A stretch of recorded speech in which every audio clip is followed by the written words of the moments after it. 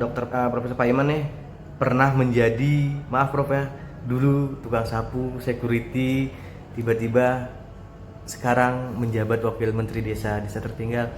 Bener gak sih Prof, dulu seperti apa sih perjalanannya Prof? Ya, saya kira kalau sejarah yang diberitakan itu memang benar. Dulu saya saat lulus SMP, ya, tahun 84 akhir, itu saya kesulitan untuk meneruskan sekolah karena memang saya lahir dari keluarga yang tidak mampu, sehingga saya merasa sakit ya karena diledekin oleh teman-teman saya, kamu nggak bisa sekolah, kamu orang miskin gitu. Nah, akhirnya saya berdoa sama Allah agar saya diberikan kekuatan sehingga saya merantau tahun 85 ke Jakarta jadi tukang sapu. Kemudian saya direkrut di Yayasan Gembala Baik, yaitu Yayasan Gembala Baik ada sekolahan namanya Santa Maria, itu TK, SD, SMP di Jatinegara. Nah, di dalam perjalanannya saya mengeluh sama suster asrama namanya Suster Bernadette. Saya pengen sekolah suster, saya cita-cita kamu apa? Saya ingin jadi presiden. Saya bilang itu waktu itu ya kan. Nah, wah ketinggian Pak Imam katanya. Ya namanya juga cita-cita suster gitu kan. Akhirnya saya dibantu disekolahkan di STM Budaya Matraman. Nah itu dibiayai oleh susteran. Nah setelah itu saya diangkat jadi satpam, ya jadi satpam. Kemudian saya milih shift malam supaya saya siangnya bisa sekolah, bisa kuliah, ya bisa kuliah. Akhirnya saya kuliah terus shift malam jadi satpam jaga malam, ya. Nah setelah itu ya saya keluar tuh tahun 94 bekerja di Harum Sari yang dulu saya di Santa Maria itu gajinya cuma 75. Di Harum Sari saya langsung digaji 750 juta.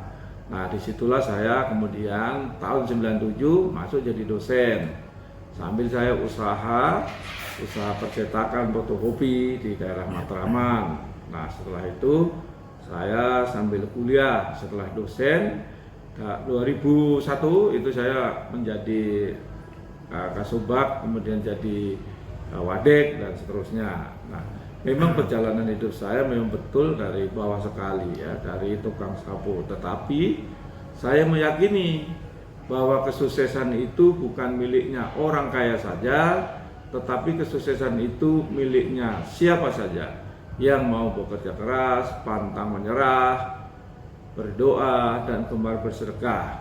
Nah itulah moto saya, bahwa untuk menguatkan diri saya bahwa tidak mustahil orang miskin seperti saya yang hanya lulusan SMP bisa sukses ke depannya.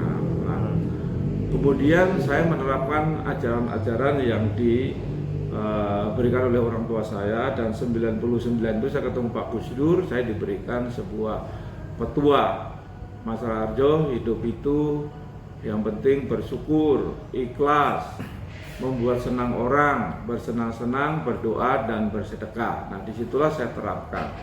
Kemudian saya setiap malam itu sholat tobat, sholat tahajud dan sholat hajat, sehingga ya kolaborasi antara ibadah saya sebagai orang Islam, sholat dan dibarengi dengan sunnah-sunnah, dan juga saya sering dan senang puasa Senin Kemis. Nah sehingga memang Allah mungkin mendengar keluhan saya, tangisan saya, jeritan saya, sehingga mulai 2004 itu saya sudah diberikan keberkahan bisa beli rumah, ya beli rumah seharga 450 juta ya, itu rumah pertama. Kemudian 2010 ya saya mengembangkan usaha, ya buka nasi kucing, mie ayam, kemudian juga warung Padang dan sebagainya. Kemudian setelah punya modal, saya mulai jual beli rumah. Pertama saya beli garasi itu ya kurang lebih 4 kali 5 ya.